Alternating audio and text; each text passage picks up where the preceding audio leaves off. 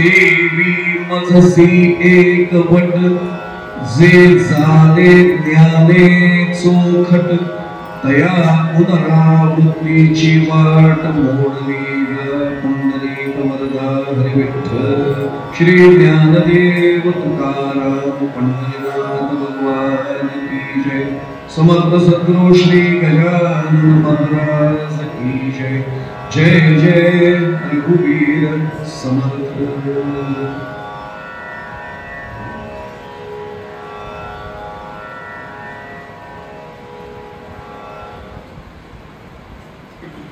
प्रतिवर्षीप्रमाणेच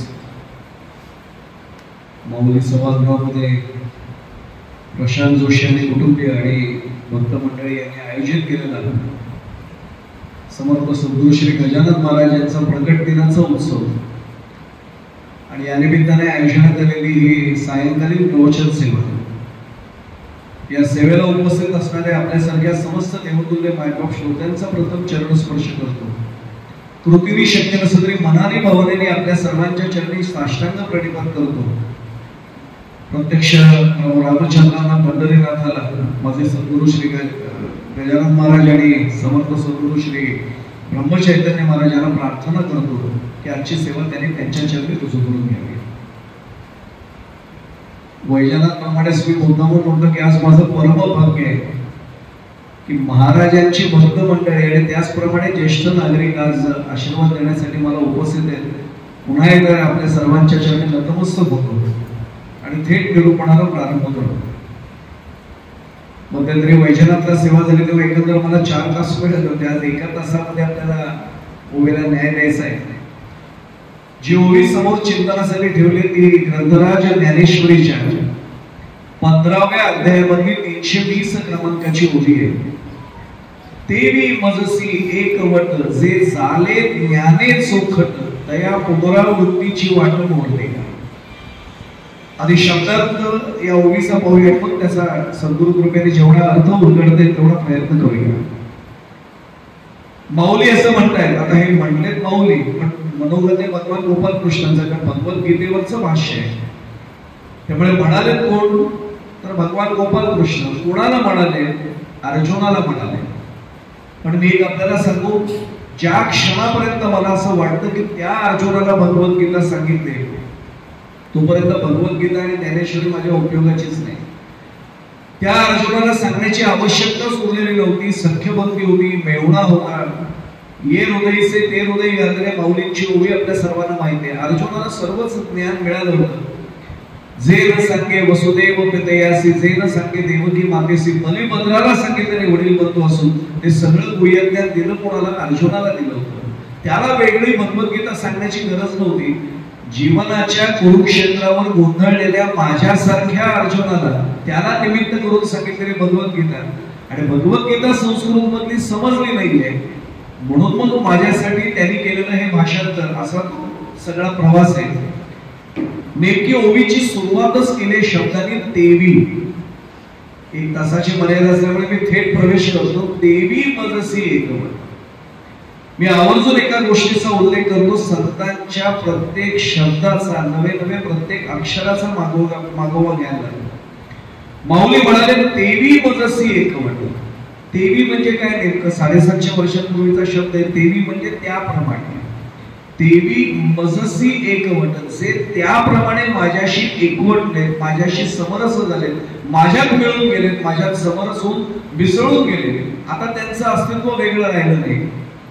कोणत्या माध्यमाने भगवंताशी एकरूप व्हायचे? जे झाले ज्ञाने चोखट। चोखट ज्ञान याचा अर्थ काय? विशुद्ध ज्ञान। त्याचा आपण चिंतनाचा भाग करूया। विशुद्ध ज्ञान प्राप्त करून जे माझ्याशी एकवटले तया पुनरावृत्तीची वाट मोडले, त्यांना या जगात पुन्हा यावं लागत नाही। मी अगदी 2 वर्षापूर्वी किंवा गेल्या वर्षी मला वाटतं मी माऊलींचा एक अभंग घेतला होता, त्यात एक चिंतन मांडलं होतं की आपण अध्यात्म क्षेत्रात आहोत, याचा अर्थ असा आहे की आपल्याला पुन्हा यावं लागू नये याची व्यवस्था करून जाणं। पण जर ते करावं लागत असेल तर माऊलींनी सोपा उपाय दिलाय, म्हणजे भगवंतांनी दिले, माऊलींनी त्यांच्या शब्दात सांगितलंय देवी मजसी एकवट।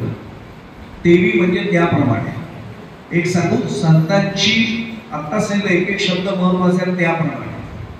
जसं मी नेहमी सांगत असतो एक उदाहरण की सगळं पाहिलं आणि त्याच्यात एक शब्द असेल म्हणून तेवी की मागचे संदर्भ घ्यावे लागतात, पण असा शब्द आला की मागचे संदर्भ तोडावे लागतात. मी आवर्जून एक उदाहरण देत असतो की एका मुलीचं लग्न ठरलं आणि मुलीच्या वडिलांनी ठरवलं की जरी आपण वधूपक्ष असलो तरी आपली मुलगी ज्या घरात द्यायची त्या घराची परिस्थिती बघून येऊया. आणि मी नेहमी सांगत असतो संस्कृत मध्ये छान सुभाषित आहे, कन्या वरयते रूपम. मुलगी काय बघते हो लग्न करताना? रूप बघते, स्वाभाविक आहे, तिचं वयच ते अल्लड असतं. कन्या वरयते रूपम. आमचे कर्वेबुवा बहुतेक नेहमी सांगतात, राजूदादांना कल्पना आहे, कर्वेबुवा म्हणतात की माणूस रूप बघतो, स्वरूप नंतर कळतं. म्हणजे आपण म्हणतो बघा काय कसं काय चाललंय, काय नाही रूपावर भळलो पण स्वरूप कळलं 6 महिन्यात. हे स्वरूपच महत्वाचं आहे. आपण रूप बघतो, स्वरूप असं काय. मी एवढ्यासाठी सांगतोय की कन्या वरयते रूपम माता वित्तम पिता श्रुतम. माता काय बघते?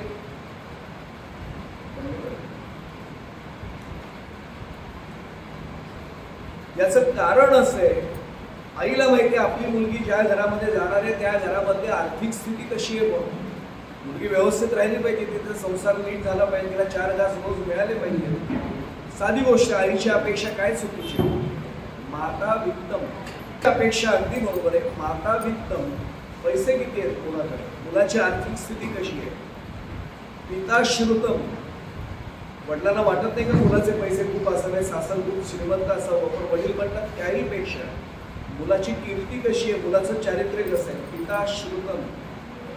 कन्या वरयते रूपम माता वित्तम पिता श्रुतम. बांधवाः कुलमिच्छन्ति. बांधव काय म्हणतात? आमच्यातला आहे ना, आपल्यातला आहे ना, ते फक्त एवढंच बघतात. काय म्हटलं आपल्या सगळ्यांच्या लक्षात आलं. आता ती पण स्थिती राहिलेली आहे बरं का. बांधवाः कुलम इच्छन्ति. पण बाकीच्यांचं काय? फारच परगट बोलले. मिष्टान्नम इतरे जनाः. बाकीचे लग्न चांगलं झालं केव्हा म्हणतात? काय जेवण होतं, जिलबी तोंडात विरघळायची, अहो आमरसाचं जेवण, अहो गुलाबजाम. जेवण चांगलं असले की लोक म्हणतात लग्न खूप चांगलं झालं. त्यामुळे कन्या वरयते रूपम माता वित्तम पिता श्रुतम बांधवाः कुलमिच्छन्ति आणि मिष्टान्नम इतरे जनाः. आता लक्षात येईल हे सगळं पाहिल्यावर की मुलाच्या वडिलांनी ठरवलं मुलीला ज्या घरात द्यायचे त्या घरात पैसे किती आहेत मला देणं घेणं नाही, इस्टेट किती आहे मला देणं घेणं नाही. माझी मुलगी ज्याच्या हातात द्यायची तिचा हात, तो वागायला कसा आहे, त्याचं चारित्र्य कसं आहे ते बघूया. आणि साधी गोष्ट आहे, करोडो रुपये घरात असलेले मुलगा जर बदचारी असेल, बदचारित्र्याचा असेल, काय उपयोग आहे. वडील म्हणते मी बघून येईल घरातले संस्कार कसे, माझी मुलगी त्या घरात राहणार आहे. अशी साधी इच्छा असते त्या घरातले संस्कार कसे आहेत. आणि म्हणून मुलीचे वडील असं म्हणतात की माझ्या मुलीला ज्या घरात द्यायचे वधू पित्याला सांगतात, बाकी सगळ्या पत्रिका वगैरे गोष्टी जुळल्यात खरे, पण आम्ही दोघे तिघे घर बघायला गेलो. मुलाचे वडील म्हणले की होते आमचं काही हरकत असण्याचं कारण नाही. आता ही जुन्या काळची गोष्ट आहे, जुन्या काळी संकल्पना फार वेगळ्या असायच्या. वधू पक्ष प्रशांतजींच्या कार्यालयातच आपण बसलोय, कारण कल्पना आहे काय काय अनुभव येतात. अजूनही 21व्या शतकात वरपक्ष म्हणजे वर पक्ष असं त्याला वाटतं. मुला मुलींना काही वाटत नाही बरं का. आता पण वधूपक्ष वरपक्षाकडच्या माणसांच्या मनात हे संस्कार अजूनही अनेकदा असतात. तरुण पिढी आता याच्या पलीकडे गेली, मानापमान वगैरे काही बांधत नसते. यांचं स्वागत आश्चर्य म्हणजे प्रचंड उत्साहाने केलं गेलं. रांगोळ्या काढल्या होत्या. आई वडील त्या मुलीचे आले आणि मुलाचे आई वडील आल्यानंतर सगळ्यांनी पुष्पवृष्टी, पाकळ्या अंगावर टाकणं, सगळे प्रकार केले. आल्यावर पाद्यपूजा केली शकतो. कीर्तनकार प्रवचनकार आल्यावर ग्रामीण भागात आपण पाहिलंच आहे, औक्षण केलं दोघांचं, आई वडिलांचं, मुलाच्या मुलीच्या, आणि आतमध्ये नेलं त्यांना. आई वडील खुश, काय संस्कार आहेत. गेल्यानंतर त्या ड्रायफ्रुट्सची प्लेट पहिल्यांदा समोर, काजू बदाम पिस्ते अक्रोड सगळं समोर ठेवलेलं.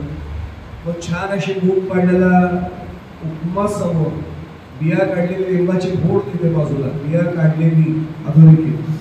आता बीज अशी काय उपम्यामध्ये अडकते ना की तीच पहिली येते दाताखाली. सगळं छान. मुलाचे आईवडील एकमेकांना खोडा करतायत. छान आहे ना संस्कार घरांना. खाणं होतंय, चहाचा कप येतोय आणि तेवढ्यात एक गृहस्थ झोकांड्या खात त्यांच्या समोर गेला. हे झाल्याबरोबर त्यांनी प्रश्न विचारला, हे कोण? यांनाच म्हणे, तुमची मुलगी जी द्यायची ती यांनाच. हो का? हरकत नाही, काही बोलले नाहीत तिथे. आणि त्यांनी एवढंच केलं, सांगतो कळवतो म्हणजे. घरी आल्यावर त्यांना घराडा असे हे काढता की हातातच घरी आल्यावर त्यांना घराडं पडलं. सगळ्यांनी हाच प्रश्न विचारला, काय मुलाकडचं कसं? अहो काय संस्कार, आम्ही मुलीचे आई वडील असून सुद्धा स्वागत काय केलं आमचं, अप्रतिम. अहो संस्कार आता असे मिळणार नाही कुठे. काय फुलांच्या पाकळ्या टाकल्या, रांगोळ्या काढल्या, ड्रायफ्रुट्स पासून चहापर्यंत सगळं झालं. पुढचं वाक्य आलं, आता पण आल्यानंतर मागचं सगळं पुसलंच गेलं ना. पण कळलं आपल्याला पुढे पण काय आला. नाही गेली मुलगी त्या घरामध्ये. पण आला की मागचे संदर्भ तुटतात. म्हणून तेवी आले की मागचे संदर्भ विचारात घ्यावे लागतात. माऊलींनी सुरुवात काय केली, तेवी मजसी एक वर. त्याप्रमाणे म्हणजे कोणाप्रमाणे ही 320 क्रमांकाची ओवी आहे. थोडं मागे गेलं की आपल्याला ओवी लक्षात येते. का लवणाची कुंजली सुदलिया लवण सागरी, परत येतना माघारी किंवा येतची ना माघारी परत जेस. लवणाची कुंजरी केली आणि तिला समुद्रामध्ये टाकलं, समर्पित करून टाकलं. आणि नंतर लक्षात आलं, अरे सालंकृत समर्पित करायचं होतं. दागिने आणलेले तसेच राहिले. काढा काढा हत्तीला बाहेर काढा. हत्ती कशाची बनवली? मिठाची. कशात ढकलले? समुद्रामध्ये. राहील का हत्ती तशीच? ती परत नाही येणार, ती एकरूप होऊन गेली. देवी मजसी एकवट म्हटल्यानंतर आपल्या लक्षात आता येईल की त्याप्रमाणे म्हटल्यावर मागचे सगळे संदर्भ घ्यावे लागतात विचारात. माऊलीने आणखीन एक दृष्टांत दिलाय बरं का. माऊलीने आणखीन एक दृष्टांत दिलाय की वन्नी असतो का, वन्नी म्हणजे अग्नी, यज्ञामधला अग्नी, त्याची ज्वाळा अशी वरच्या दिशेने जाते आणि वरच्या दिशेने गेलेली ज्वाळा एक यज्ञ मला दाखवा की अशी वरती गेलेली ज्वाळा खाली आली, कधीच होत नाही. एकदा वरच्या दिशेने गेली ती ज्वाळा वरतीच जाते. आता लक्षात येईल, देवी म्हटल्यानंतर त्याप्रमाणे जे माझ्याशी एकवटतात, पण कुठल्या माध्यमातून? ज्ञान माध्यमातून, कर्म माध्यमातून, योग माध्यमातून, विशुद्ध ज्ञानाच्या माध्यमातून. माऊलींचे 750 वर्षांपूर्वीचे ते शब्द आहेत, जे झाले ज्ञाने चोखट, म्हणजे विशुद्ध ज्ञानाच्या माध्यमातून जे माझ्याशी एकवटले, त्या पुनरावृत्तीची वाट होणे, त्यांची पुन्हा येण्याची वाट होते. म्हणजे त्यांना आता नाही येणे जाणे हे त्यांच्या बाबतीत घडलं. आता माझा प्रश्न पुन्हा मनामध्ये मी चिंतनाला बसल्यावर नेहमी येतो, विशुद्ध ज्ञान कशाला म्हणायचं? ज्ञान एक वेळ समजायला सोपं आहे हो, विशुद्ध ज्ञान कशाला म्हणायचं? ज्या ज्ञानामध्ये अहंकाराचा स्पर्शही नाही ते ज्ञान चोखट ज्ञान, विशुद्ध. पण आपल्याला होतं काय माहिती का, 4 ग्रंथ वाचले ना की वाटायला तर माझ्या इतका ज्ञानीच नाही. आणि मी पुढे जाण्यापूर्वी सांगतो, महाराजांना स्मरून, माझ्या सद्गुरूंना स्मरून सांगतो, आपल्याकडे किती ज्ञान आहे हे मुक्तीसाठी काही गरजेचं नाही. माझं अंतःकरण त्यांच्या चरणाशी किती स्थिरावलंय एवढ्यावरच मुक्ती अवलंबून. हे वाक्य पुन्हा सांगतो, माझ्याकडे किती अनेक जण खर्च व्यक्त करतात बरं का, यांनाही भेटत असणार, आम्हालाही भेटत. अडचण एकच आहे, आम्हाला संस्कृत येत नाही. कशाला गरज आहे? नाही, पण आम्हाला मराठी सुद्धा ग्रंथ वाचलेले, ज्ञानेश्वरी ते कळत नाही, नको कळू देणार. मला एक कळतं ना की भगवंत माझा आहे, मी भगवंताचा आहे, विषय तिथेच संपला. आणि ज्या दिवशी ही भावना स्थिर होते, मी तोच आहे, तर त्वम असि अहम ब्रह्मास्मी, संपला विषय तिथे. तया पुनरावृत्तीची वाट होते. योग याद विधी येणे नोहे सिद्धी, वायाची उपाधी दंभ धर्म उगाच नाही. माऊलींनी हरिपाठात बोलून ठेवले, काही गरज नाही हो. उलट आम्ही वेगवेगळ्या मार्गाने जायचा प्रयत्न करतो. माऊलींनी त्याचाही निर्वाळा हरिपाठामध्ये दिलाय. मथोनी नवनीता तैसे घे अनंता वाया व्यर्थ कथा सांडली मार्गाने जाऊ दे. कशाला बाकीचं काही करतो?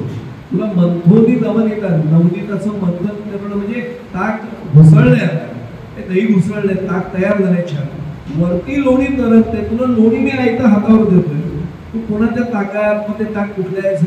मी एक सांगू आपल्याला, आपण नको इतकी चिकित्सा अनेकदा करतो. मी क्षमा करून सांगतो, मी माझं सांगतो, मी आपलं सांगतच नाही. साधं आपल्याकडे समजा पोहे दिले ना, कुठल्या तांदळाचे पोहे दिले, जयाचे का रत्नाचे का, अरे तुला काय करायचंय? ते पोहे चांगले चवीला लागतायत ना, हळद किती टाकली होती, तुला काय करायचंय? तर चांगले पोहे खा ना मनापासून, पण ती चव नाही आम्ही घेतो. नको इतकी चिकित्सा करत असतो. मंत्र म्हटल्यानंतर सुद्धा आम्ही गुरुजींना विचारतो, सद्गुरू श्वास आत ठेवून का सोडू? मी तर नेहमी आवर्जून सांगतो, ब्रह्मचैतन्य गोंदवलेकर महाराज माझे सद्गुरू, त्यांना एकाने प्रश्न विचारला होता की श्रीराम जयराम जय जयराम हा मंत्र मला म्हणायला आवडतो, आपण दिल्यात अनुग्रह तर मी म्हणणारच आहे, पण यातल्या कुठल्या अक्षरांना मी श्वास आत घेऊ आणि कुठल्या अक्षरांना मी श्वास बाहेर सोडतो? महाराज प्रत्यक्ष ज्यावेळी होते हसले, ते म्हणले अरे तुझं कौतुक करायला पाहिजे, तुझ्या श्वासावर तुझं नियंत्रण आलं, श्वास केव्हा घ्यायचा केव्हा सोडायचं तुला नियंत्रण मिळालं पाहिजे. अजून आम्हाला नाही, हे महाराजांनी म्हणावं हे अजून आश्चर्य.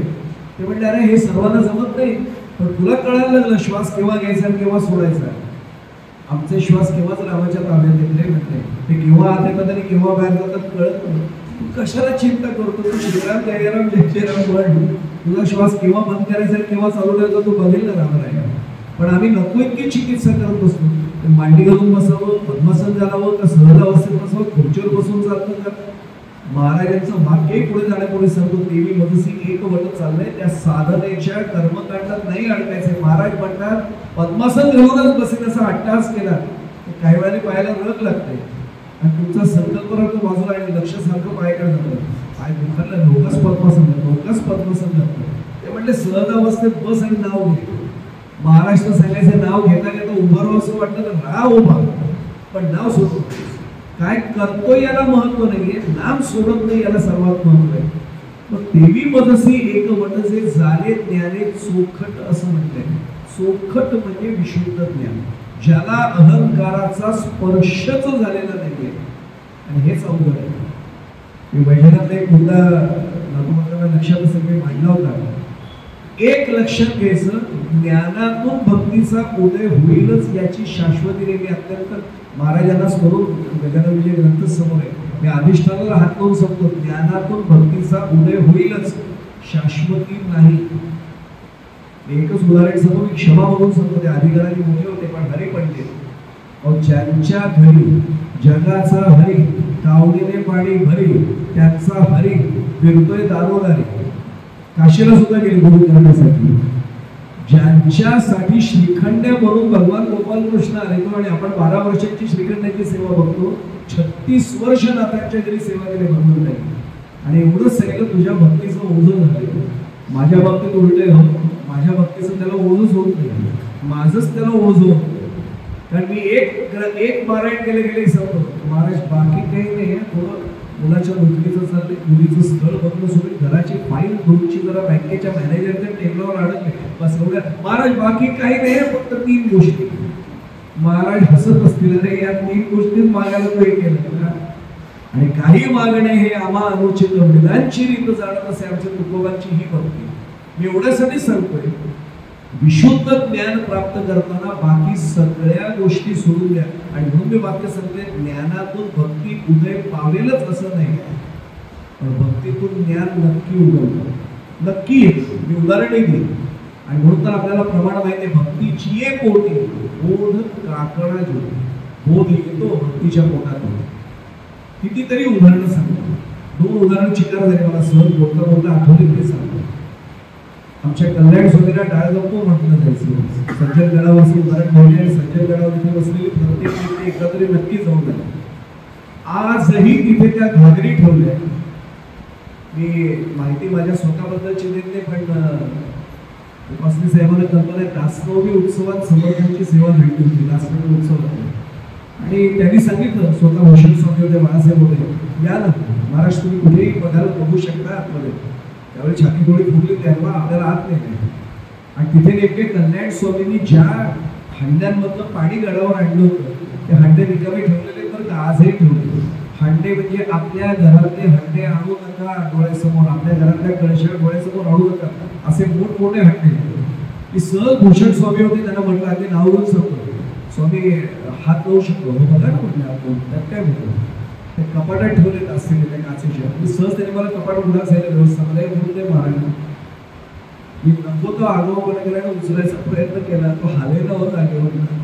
तो रिकामा हंडा ठेवलेला एक, तो हाताने हालेला. आज पायऱ्या झाल्या. 450 वर्षांपूर्वी काय स्थिती असेल, खाल्लं ते पाणी आणायचे. आता त्या गडावर थेट नळाने पाणी, खाल्लं पाणी त्या कावडीने आणायचं. दोन्ही हंडे भरलेले पूर्णपणे. कसं आणलं सर्व कल्याण स्वामींनी, आणि निष्ठेने सेवा केली. आणि निष्ठेने म्हणजे किती, अविचारेण तत्कार्यम ज्याला म्हटलं जातं, तशी सेवा सद्गुरूंची केली. कल्याण छाती उडाली म्हटल्याबरोबर कल्याण स्वामींनी विचार न करता उडी मारली होती. मी गुरुजींना विचारलं, गुरुजी आता साधारण तुम्हाला दुसरी नवीन आणून देतो ना मी, माझी घ्या ना तोपर्यंत तुम्ही. ते आता खाली उडाले कसं जमतं.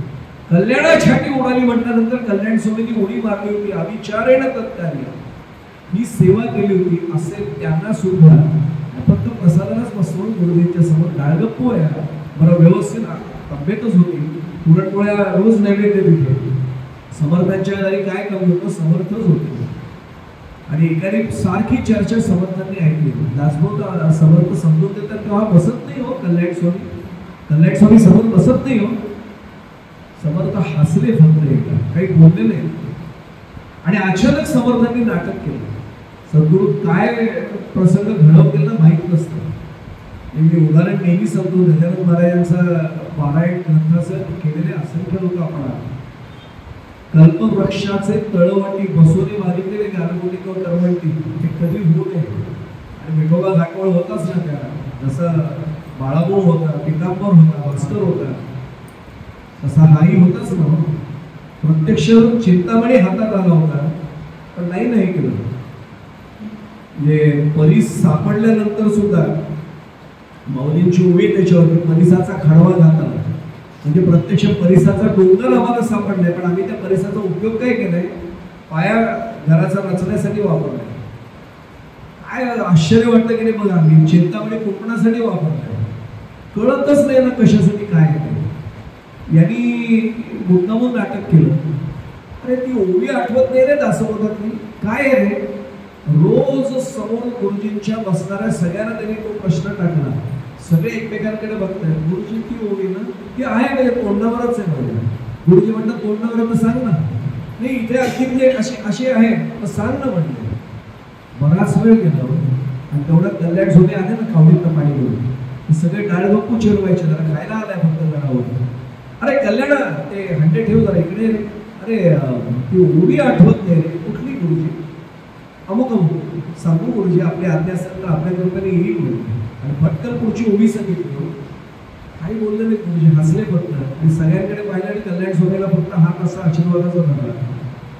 आता मला सांगा, हा भक्तीतनं ज्ञानाचा उदय की ज्ञानातून भक्तीचा उदय? भक्तीतनं झालेला ज्ञानाचा उदय. मग त्यांची कृपा झाल्यानंतर काही आपल्याला गजानन विजय ग्रंथ 21च्या 21 अध्याय उद्बोधत असलेल्या पूर्वी एखादीच व्यक्ती वाटायची. आज तुम्हालाही माहिती आहे आणि मलाही माहिती आहे, असंख्य आहेत. आता काय महाराजांची कृपा नाही तर काय म्हणणार, हे आपल्याला जमलं असं वाटतं. आपल्याला 21 अध्याय उद्बोधत असणं हे आपल्याला जमले. त्यांच्यामुळे कितीतरी जण आहेत आपल्याला नित्य अनुभव येतो. आणखीन एक उदाहरण सांगतो, नाथ महाराजांचं प्रत्यक्ष. नाथ महाराजांना आज्ञा होती बरोबर प्रत्यक्ष भावार्थ रामायण. आणि आपल्या सर्वांना कल्पना आहे ते आता योगायोग माझ्या नशिबात आता असं आहे. प्रशांतजींना पण धन्यवाद दिले. जसं ज्येष्ठ नागरिकांचा मला आता आशीर्वाद मी म्हटलं, तसं आम्हाला दोघांना प्रत्यक्ष उपासनी घराण्याचा आशीर्वाद यांच्याकडे वसतील असते होते. त्यांच्याच घराण्यातल्या एका कीर्तनकारामुळे प्रत्यक्ष श्रीखंड्या तिथे आल्या. म्हणजे भगवान गोपालकृष्ण नाथांच्याकडे आहे हे आम्हालाच समजू शकलं जगाला. कारण वृंदावनात तपश्चर्याला बसले होते, उपासना सुरू होती. वृत्त करता ते उपासना.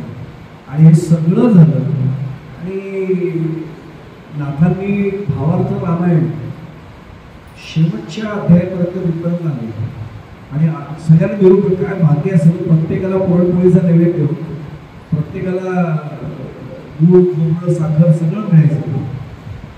आणि नाथाने अचानक सांगितलं उद्या मी नाही करणार रामायण, मी उद्या नाही सांगणार.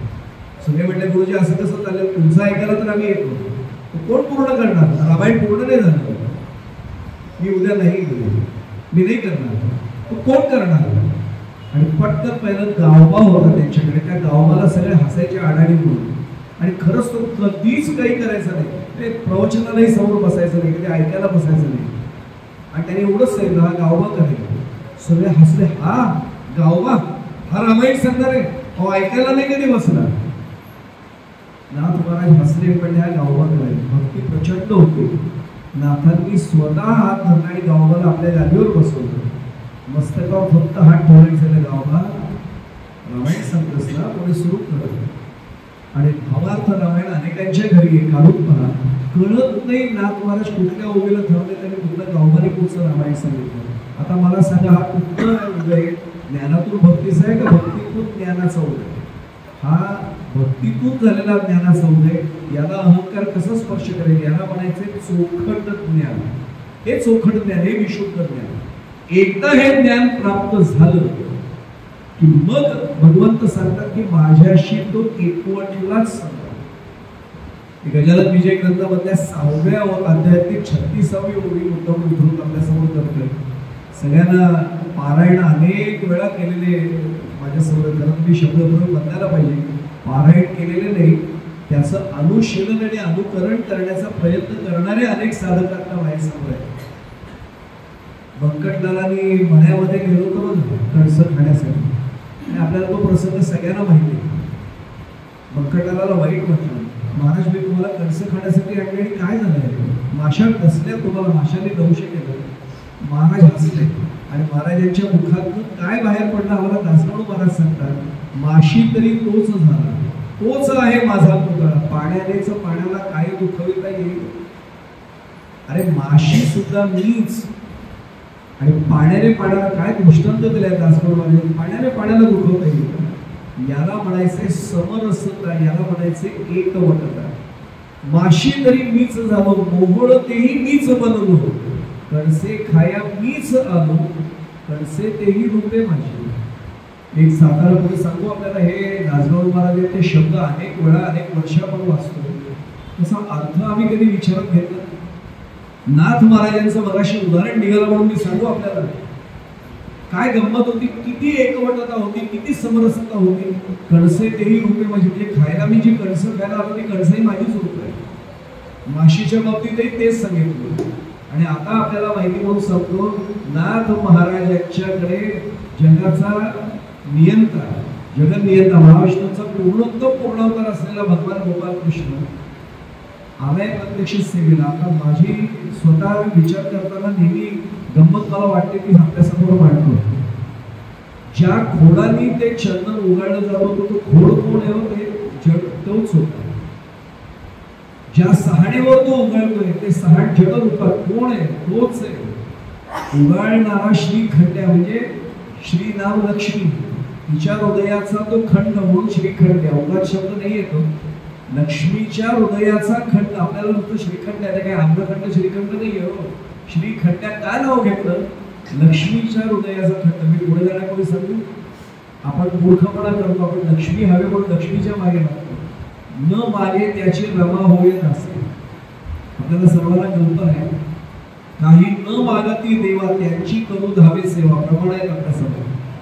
जो महाविष्णूंना शरण केला ना, लक्ष्मी त्याची दासी होते. आम्ही काय करतो, महाविष्णूंना शरण जाऊ की आम्हाला लक्ष्मी आहे, लक्ष्मी अशी नाही येणार. महाविष्णूंना शरण केला आणि त्यांची कृपा झाली, लक्ष्मीला काढली, पायाची दासी आहे त्यांच्यावर, येणारच आहे. म्हणून श्रीखंड्या या नावातही खूप काही अर्थ वाटतो. हा उगाळणारा श्रीखंड्या कोण, तोच. म्हणजे खोडातही तोच, सहाणेतही तोच, उगाळणारा श्रीखंड्याही तोच.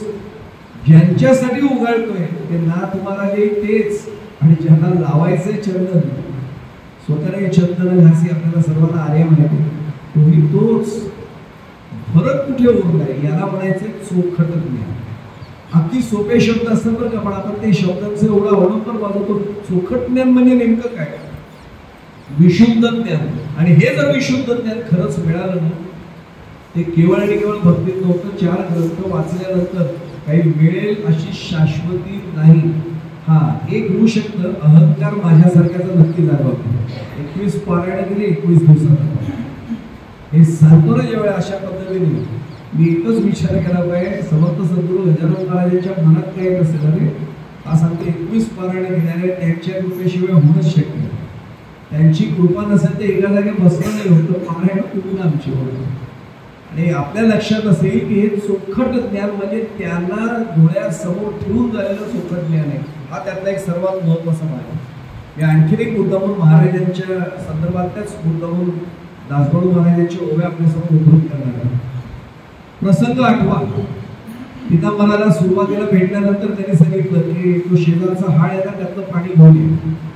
पण काय सांगितलं, तो उगाच ओंजळीने तुंबा बुडू नये. तो तुंबा असं ओंजळीने पाणी नाही भरायचं, तुंबा बुडव. तर त्याला प्रश्न करतो, सद्गुरूंची कृपा व्हायची होती. कृपा होईपर्यंत भेद दिसतो बरं का. एकदा त्यांची कृपा झाली ना की अभेदच राहतो. पुढे जाण्यापूर्वी आपण सगळे ज्ञानी अधिकारी, माझ्यापेक्षाही अधिकारी श्रोते आपण सहज माझं चिंतन मांडतो. आम्ही अनेकदा शब्द मराठीत वापरतो पण त्याचा कळत नाही आपल्याला. विष्णुमय जग वैष्णवांचा धर्म, भेदाभेद भ्रम अमंगळ म्हणतो. भेदाभेद एक शब्द वाटतो ना आपल्याला, ते 2 शब्द आहेत. भेद अधिक अभेद मिळून होतो भेदाभेद. भेदाभेद भ्रम असं का म्हणतो? भेदही भ्रम आहे आणि अभेदही भ्रम आहे. म्हणजे भ्रम म्हणजे ते भ्रम नाही, ते सत्य आहे, पण ते आम्हाला भ्रमात पाडतात. कसं? ज्यावेळी मला असं वाटतं तिकडे गजानन महाराजांच्या अधिष्ठान आहे, हा भेदच होतो. आणि जोपर्यंत भेद आहे तोपर्यंत आनंद नाही मिळत भक्तीचा. मी आपल्याला काय म्हणतो थोडं सोपं करून सांगू. आपल्याला तुकोबांचा एक अभंगाचा चरण सांगतो सहज. अद्वैती तो माझे नाही समाधान, गोड हे चरण सेवा तुझी. त्याच्यात 3रा चरण काढा. देव भक्तपण सुखाचा सोहळा ठेवून निराळा दावी. देवाची पूजा करण्याचा आनंद देवाला नाही आहे, तो भक्ताला आनंद. मी एक सांगू आपल्याला, देवाला स्नान घालताना मी कोण आहे? तो शुचिर होतच आहे, पण त्याला स्नान घालताना माझं अवघड असल्यानं मन अनेकदा शुचिर होत होतं. याची जाणीव जे पूजेला बसले त्याने नक्की घेतली. आपलं मन शुद्ध होतं. त्याला स्नान घालणारा मी कोण आहे? पण त्यांना स्नान घालण्याच्या निमित्ताने त्यांना अभिषेक करताना माझं मन शुचिर होत होतं हे आम्हाला जाणवतं. काकड्याचा आनंद भगवंताला आहे का भक्ताला आहे? तो भक्ताला आनंद आहे. तो काकडा करताना तल्लीनता जी येते ना, कुठेही जर तुम्ही सज्जनगडावर जा, गोंदवल्यात जा, नंतर आमच्या पंढरपुरातला काकडा आहे का, कशाला आपल्या गावातल्या मंदिरातला काकडा आहे. तो काकडा करताना जो आनंद भक्ताला होतो ना, तो देवाला नाही बरं का. देव विचारा पंढरीनाथ असं उभा असतो काय. रामकृष्ण हरी हे सुरू झालं ना की जी काही तल्लीनता येते ना, तो आनंद फक्त भक्ताला. मी एवढ्यासाठी सगळं सांगतोय. हे करत असताना आम्हाला एक कळालं पाहिजे की भेद सुद्धा त्रास आहे. भेद भ्रम आहे आणि ते वेगळं आहे, मी वेगळं आहे. म्हणून तर देवभक्तपण सुखाचा सोहळा ठेवून निराळा दावी. माझं काय म्हणतंय, त्याने तात्पुरतं मला वेगळं कर. मला भक्तीचा आनंद केव्हा मिळेल? म्हणून तर अजून एक प्रमाण आठवतं, ते सांगतो पटकन. नको ब्रह्मज्ञान आत्मस्थिती भाव, तू देव मी भक्त ऐसे कर. आता तुकिता तुळणेसे ब्रह्म तुकासे आले. म्हणून ते रामेश्वरी चरणी मस्तक ठेवले. तुकोबा आणि ब्रह्म वेगळे होते. मग लक्षात येईल की भेद हा तात्पुरता आवश्यक आहे. का आवश्यक आहे तात्पुरता? कारण कल्पित द्वैत असं खरं अध्यात्मात म्हणतात. मी गेल्या वर्षी सांगितलं होतं, हे कल्पित द्वैत आहे. तात्पुरता भगवंताला सांगू, भगवंता तुझी पूजा करायची, मी तात्पुरता वेगळा आहे. आता हा भेद, तो भ्रम आहे. मी आणि तो वेगळा कसा असू शकेल? पण हे पुढे जाण्यामध्ये सांगतो, अभेद सुद्धा त्रास आहे, तोही भ्रम आहे. आम्ही वेगळेच नाही असंच जर मानलं, पूजा कोण कोणाशी करणार? पूजेचा आनंद मिळवायचा असेल तर अभेद सुद्धा तात्पुरता भ्रम आहे. वेगळा झाला पाहिजे तेव्हा तात्पुरता भेद. पूजा संपली की लगेच अभेद निर्माण झाला नाही. त्यामुळे भेद आणि अभेद यांच्यात अडकायचं नाही. मी दासगणू महाराजांच्या संदर्भात उदाहरण देत होतो. पितांबर म्हटलं कसं शक्य आहे? आपल्याला सर्वांना अध्याय पाठ येतो. मी काय वेगळं चरित्र सांगू. उजळीने पाणीने भरायचं, कुंभ बुडव आणि ते पाणी मिळेल. आणि आपल्याला कल्पना आहे, दासगुरू महाराजांनी सगळं वर्णन केलं. कुंभात जिथे बुडवलं स्फटिकासारखं जल त्या कुंभामध्ये आलं. ही महाराजांची. आणि एक सांगू, आपल्याला संत चमत्कार करण्यासाठी अवतीर्ण नाही झाले, पण आमचं हे ठिकाणावर आणण्यासाठी त्यांना चमत्कार घडवावे लागतो. ज्ञानेश्वर माऊलींनी चांगदेव महाराजांचा अहंकार घालवण्यासाठी भिंत चालवली. अरे तू चैतन्यावर बसून आले, मी जडाला सुद्धा चालायला नव्हतं, केवळ अहंकार घालवायचा म्हणून. आणि आपण हात जोडून सांगतो, माझ्यासारख्या कीर्तनकार प्रवचनकारांनी चांगदेवांबद्दल कधी वाईट म्हणू नये. त्यांचाही अधिकार होताच नव्हता, त्यांच्याबद्दल बोलण्याचा माझा काय अधिकार आहे. पण त्यांना जो अधिकार असतो, जो अहंकार घालवण्यासाठी माऊलींचा आणि मुक्ताबाईंचा अवतार होता, आपल्याला सर्वांना कल्पना आहे. आता माहिती म्हणून सांगतो, आपण पाहतोय कुठलं ते झाले ज्ञाने चोखट. मग एकवटता कशी, आपल्याला सर्वांना कल्पना आहे. कृपाची शेजारी हाळ होता निर्धारी, आणि मग जे ते जनावरे सारी पीत होती पाण्याला, ते सगळं सोडून द्या. पण जेव्हा पितांबर पंकटला धावत, हा ते गढूळ पाणी समर्थानं लावा वदनी, ते जनावरांना लागून योग्य आहे प्यावं आहे म्हटल्यानंतर, मी हे पहा आणि ते निर गोड निर्मळ थंडगार वासत केले साचार वाळा घालून यामध्ये. ऐसे भाषण ऐकता, इथे माझा मुद्दा आला. ऐसे भाषण ऐकता महाराज बदले तत्वता, व्यावहारिक अवघ्या कथा ज्ञान सांगा किंवा ज्ञान सांगा आम्हा तुम्ही. हे अवघे चराचर ब्रह्मे व्याप्त साचार, तेथे गरुड निर्मळ वासित निर भेद भेद. हे एकदा भेद संपला की याला म्हणायचे चोखट ज्ञान. पण माझा मुद्दा आता वेगळ्या स्वरूपात आपल्यासमोर मांडण्याचे दृष्टांत आपल्यासमोर ठेवतो. अगदी सोपा दृष्टांत. हा दृष्टांत समजला की ओवी समजायला सुरू केला, अगदी समजायला संकल्पना स्पष्ट होती. प्रत्यक्ष काशीमध्ये विद्वत समाधान. आणि एक सांगू आपल्याला, मगाशीच म्हटलं चोखट ज्ञान आपला विषय चाललाय. नुसतं ज्ञान आलं की थोडं भरतं पण काही तुम्ही आपल्याबद्दल नाही म्हणते, आमचं सांगतो. थोडं 4 प्रवचनं 4 कीर्तनं झाले ना की येतो डोक्याला, आपल्यासारखं कोण नाही करत. हे आलं की संपला कीर्तनकार प्रवचन. विद्वत सभा भरली होती आणि वेद मुखोद्गत, 4ही वेद मुखोद्गत अशा एका पंडिताला त्यांनी तावातावानी सभेत मुद्दा मांडला. अरे गोकुळातल्या गोप गोपिका वेडे झालेत का रे म्हणले. दुसरं म्हणले, महाराज काय झालं तुम्हाला सोडलं. अरे मी आता नदीवर स्नान करत होतो गंगेमध्ये, ते गोकुळातले आलेत काही गोप गोपिका आणि त्यांची चर्चा ऐकली, मी अर्घ्य देत होतो आणि त्या पटकन म्हणायला लागल्या, आपण उगाच आलो नाही काशी, आपली तर काशी प्रत्यक्ष गोकुळातच आहे. तर म्हणे मी लक्ष देऊन ऐकलं. आता खरं सांगू, अर्घ्य देताना तुझं लक्ष तिथे काय राहावं हा खरा प्रश्न आहे. नेहमी सांगत असतो मंदिरामध्ये मी गेल्यानंतर हे काय करतात ते काय करतात, मी कशाला तो मी माझ्या साधनेसाठी गेलोय का लोक काय करतात बघायला गेलोय. मी काय वॉचमन आहे तिथे ठेवलेला की अरे मी करतात की नाही. मी तर गमतीत नेहमी सांगत असतो, भाग सोडून द्या, माझा अर्घ्य राहिला म्हणजे बाजूला. आणि मी त्यांचा गप्पा ऐकल्या. आपण उगाच इथे आलो एवढा वेळ झालो, आपल्या तर गोकुळामध्येच ब्रह्म अवतरले. मी अर्घ्याचं खाली सोडून गेलो, गोकुळात ब्रह्म अवतरले, आम्ही मूर्ख होता ब्रह्म इथे शोधायला. तावातावाने कधी सांगितलं याचा छडा लावला पाहिजे. सगळ्यांनी सांगितलं महाराज तुम्ही ऐकलं, तुमच्यावरच जबाबदारी विद्वत सभेची. अजून बोलला माझ्याशिवाय कोण आहे. सगळ्यांची अनुमती आहे विद्वत सभेची, मी जाऊ गोकुळात. सगळे म्हणले महाराज बिनधास्त जा, काय काळजी करू नका, निर्धास्तपणे जा आणि छडाच लावायचा. गोकुळात ब्रह्म कुठे हा आला हो. गोकुळ शोधणं हे अवघड आहे. मला एक सांगा, शेगावला कधी न गेलेला माणूस शेगावच्या वेशीत गेल्यावर पण शेगावला कळतं ना, पंढरपूरच्या वेशीत गेल्यावर पंढरपूर आलेलं कळतं ना, सांगावं नाही लागत. हा गेला आणि वेशीवरच काही मुलं खेळत होती. त्यांना विचारलं गोकुळ पहिल्यांदाच असं तरी बघितलं, पहिल्यांदा आलात का म्हणजे गोकुळात, हे सगळं गोकुळच आहे म्हणजे. त्यांनी सांगितलं नाही नंदराजांचा वाडा कुठे. त्यांनी सांगितलं कशाला पाहिजे. नाही त्यांना विचारायचं तर राजा आहेत ना प्रमुख. तर मुलांनी खेळणारे विचारलं, ते पण शंका काय तुमची, राजांना काय भेटतं, तुम्ही नवीन आलेलं दिसतंय पहिल्यांदाच आला. हा राजांनाच भेटायचंय, काय विचारायचंय. नाही म्हणे आम्ही ऐकले चर्चा काशीत की गोकुळात ब्रह्मा होता, तपास करायचा आहे. त्यांनी अशा नजरेने खेळणारी मुलं पहिल्यांदाच आले कळलं म्हणते लगेच. ते म्हणले म्हणजे अहो जिथे जातात तिथेच ब्रह्म आहे, त्यांना काही विचारत नाही म्हणले. त्यांच्याच घरात ब्रह्मा होतात, त्यांच्या घरात ब्रह्मा होतात. कळते का तुला ब्रह्म म्हणजे काय? अरे ब्रह्म म्हणजे काय तुला माहित नाही, ब्रह्माच्या गोष्टी करतो ते म्हणजे महाराज यातलं आम्हाला काही कळतं. पण आम्हाला एक नक्की माहिती आहे, आमच्या गोकुळात ब्रह्म अवतरले नंदराजांच्या वाड्यात. जातोच म्हणा वाडा दाखवा. तुम्ही सांगितलं नंदराजांचा वाडा, कोणीही तुम्हाला सगळे जा सांगतो पडेल. आणि वाड्यामध्ये गेले आणि पुढे जाण्यापूर्वी एकच सांगतो, मला तो विषय नाही आहे. कधीतरी महाभारतात मला 7 मजली वाड्याचं वर्णन होतं. 7 मजली काय आर्किटेक्चर त्यावेळेचा असेल विचार करा. वास्तुशास्त्र वास्तुविशारद कसे असतील. 7 मजली वाडा बांधला आणि सगळ्या मजल्याचं वर्णन महर्षी व्यासाने करून ठेवलं. गेला तर गेल्यानंतर एक नक्की होतं, तेज असतंच बरं का, बाकी काही असो अलंकार वगैरे आतमध्ये झाला असं तरी वेदांचा अध्ययन केलेल्या माणसाच्या शरीरावर तेज येतच.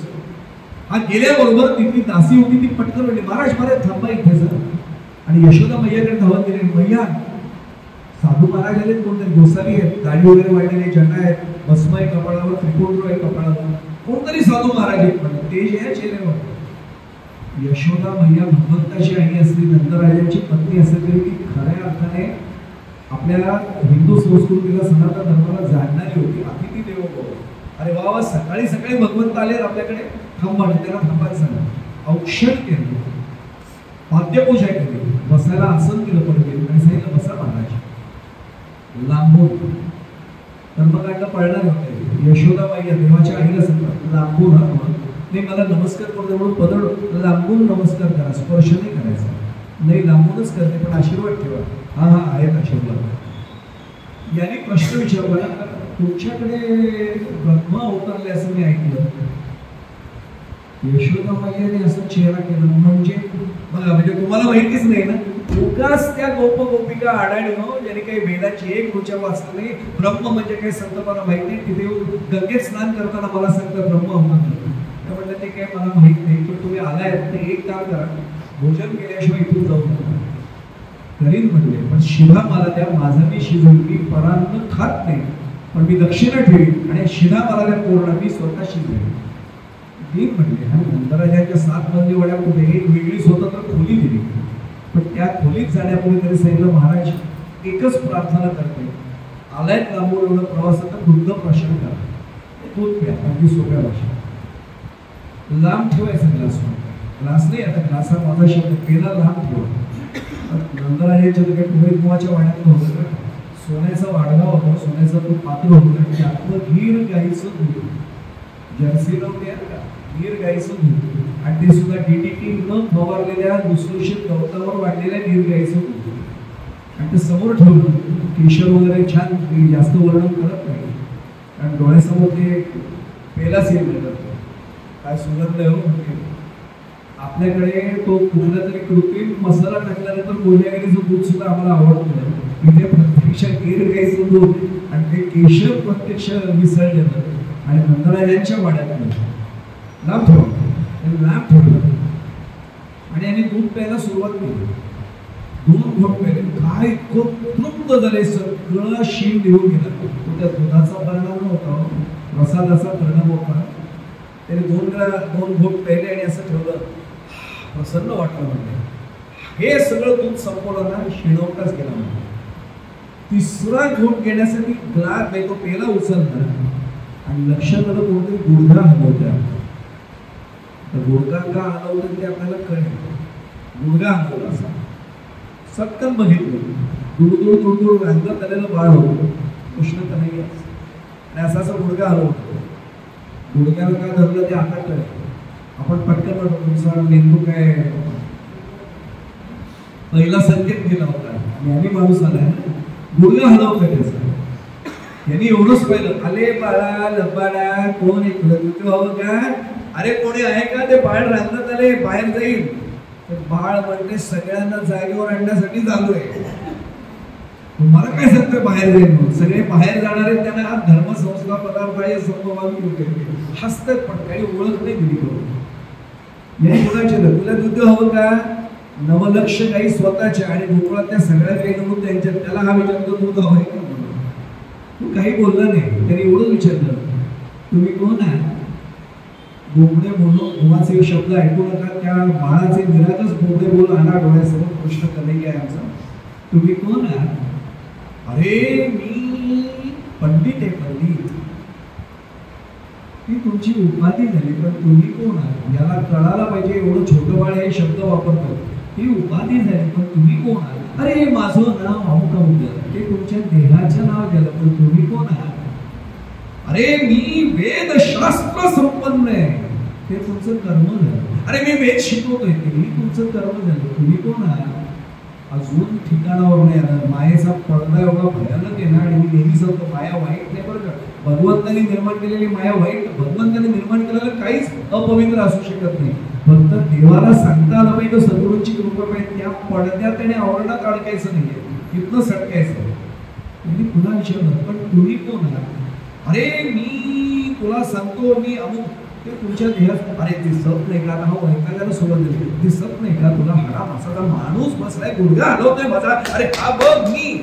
तो तुमच्या देह झाला, तुम्ही कोण. आणि बघ ना बोट, बघ ना ते तुमचं बोट झालं, ते शरीराचे अवयव झाले, तुम्ही कोण आहात. पागल वैशी वेळ झाली, याला काय उत्तरच देता येईल. आणि एक समोर लहान मुलाच्या समोर आपला पराभव झाला की मोठ्या माणसाला सहन नाही होतो. तो असा वैतागला, अरे कोण आहे रे, याला घेऊन जा बाजूला, सारखा दूध सुद्धा पिऊ देत नाहीये. यशोदाबाई आपल्याला माहिती, वैतागाचे पिऊ देत, महाराज आलेत ना, दूध पिऊ देत. सगळा शिरा केला त्यांनी, त्यांचं अन्निक पूर्ण झालं आणि खीर छानपैकी केली.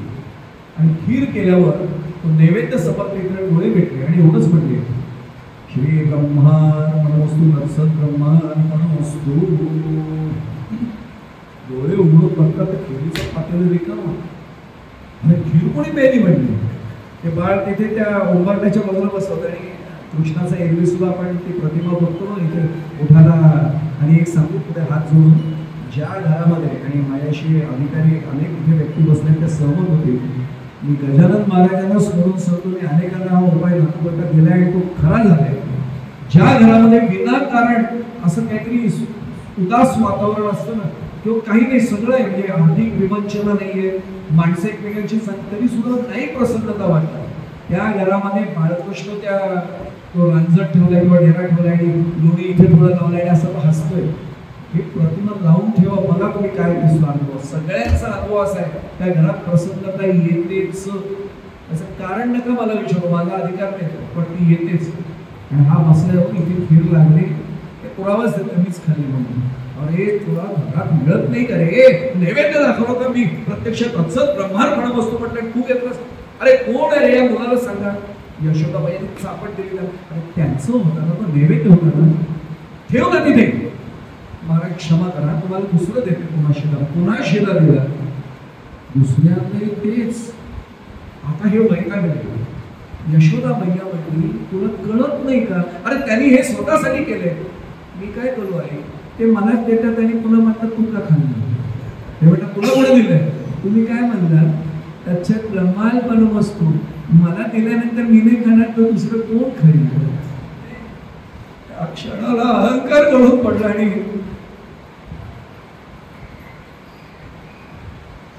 बाळकृष्णाने आपलं रूप टाकलं. आणि त्यांना, कारण एक सांगू आपल्याला, जरी अहंकार झाला असेल तरी वेदांचं ज्ञान होतं हे कोणालाच नाकारता येते.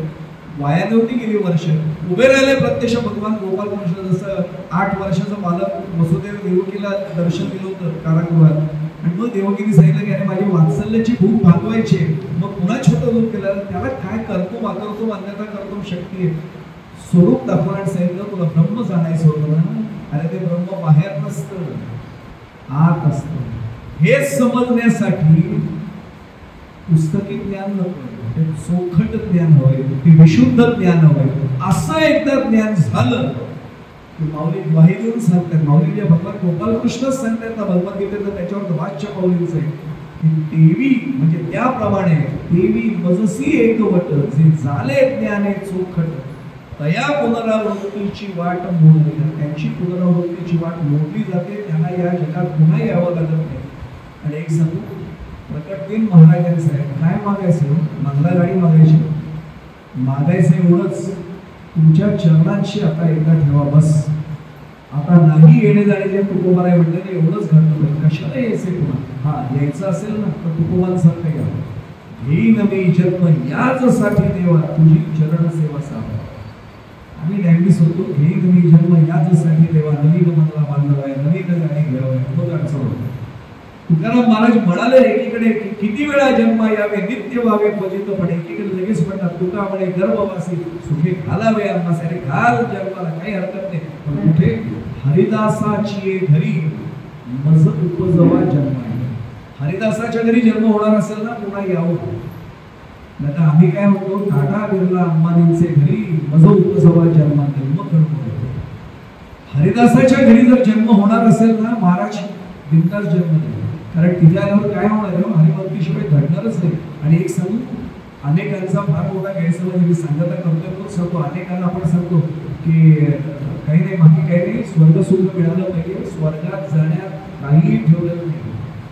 आपल्याला सर्वांना कल्पना आहे मग पुण्याची पावती सरे सवे इंद्रपदाची कुटी उतरे येऊ लागते माघारी मरते लोका. ज्ञानेश्वर बोलले ग्वाही दिली तिथे फक्त खर्च आहे, क्षीणे पुणे मरते लोक मिशन. साधा भाग आहे तिथे गेल्यानंतर काय होणार आहे परत यायचं तो फक्त खर्च आहे. त्यामुळे तिथे जाण्याची इच्छा नाही. महाराजांनी एवढंच सर्व प्रकट करायचे तरी महाराज आम्हाला सुद्धा चोखट ज्ञान नाही, आम्हाला काय भगवद्गीता नाही समजली चालेल, भागवत नाही समजलं चालेल, रामायण महाभारत नाही समजलं चालेल, आम्हाला एकच समजू द्या मी तुमचा आहे आणि तुम्ही माझा आहे. हे समजलं ना खरंच त्यांची कृपा झाल्यावर काही न वाचला गावासारखं सुद्धा रामायण गेली, कल्याण स्वामींसारखी कुठलीही दासबोधन होऊन गेली, सगळं घडेल फक्त त्यांची कृपा झाली तर. त्यामुळे तेवढंच मागावं. मग एकदा हे देवी मनसी एकवट झालं जे झाले त्याने चुकलं पुनरावृत्तीची वाट कोणालाच ते बसले. आजच्या प्रकट केला निमित्त आपल्या सर्वांचा प्रतिनिधी म्हणून समर्थ सद्गुरू श्री गजानन महाराजांच्या चरणी माझ्या सद्गुरूंच्या ब्रह्मचैतन्य महाराजांच्या चरणी एकच मागणं मागतो आमची पुनरावृत्तीची वाट मोडा. काही नाही मिळालं तरी चालेल, कायम तुमच्या चरणांचा आश्रय द्या बस. आणि मग त्यांनी काहीही केलं तरी चालतं. एकदा त्यांच्या चरणाशी घेऊन एक सांगू आईने हात धरलेला असतो तर बाजारात किती पण गर्दी असो काय होणार आहे मुलाला घाबरण्यासारखं, तसं आपला हात एकदा त्यांनी हातात धरला ना या संसाराच्या बाजारात किती गर्दी असो ते तुम्हाला आणि मला चिंता करण्यासारखं उरणार आहे का. एवढंच मागणं आपल्या सर्वांचा प्रतिनिधी म्हणून त्यांच्या चरणाशी म्हणतो. प्रशांतजी मी नेहमी सांगतो धन्यवाद शब्द कधी वापरते पण कृतज्ञतापूर्वक पूर्ण कुटुंबियांना नमस्कार एवढ्यासाठी करतो. आज तुमच्यामुळे महाराजांची सेवा तर घडलीच पण महाराजांच्या सेवेत असणाऱ्या सर्व अधिकारी सत्पुरुषांचा सत्संग मला या निमित्ताने घडला, त्यांचं दर्शन मला घडलं. आणि हे मी औपचारिकपणे बोलत नाही, महाराजांनी सांगितलं पाहिजे महाराजांची मला ओळखणारे सगळे आपण मी प्रांजळपणाने सांगतो आज माझं परम भाग्य आहे की आपल्या सर्वांचे आशीर्वाद मला या निमित्ताने पुन्हा मिळाले. मी एकच मागणं मागतो आपल्या सर्वांच्या चरणी कृपावंत व्हा आणि आशीर्वादाचे दुनियात माझ्या मस्तकावर कायम ठेवायची प्रार्थना आपल्या चरणाची करतो. झालेली सेवा महाराजांच्या माझ्या सद्गुरूंच्या चरणी समर्पित करतो आणि पुन्हा एकदा आपल्या चरणी नतमस्तक होतो. वाणीला इतकेच पूर्णानंद करतो. कृष्णाय वासुदेवाय हरये परमात्मने प्रणतक्लेशनाशाय गोविंदाय नमः. समर्थ सद्गुरु श्री गजानन महाराज की जय. सद्गुरु श्री ब्रह्मचैतन्य महाराज की जय. जय जय रघुवीर समर्थ. श्री राम.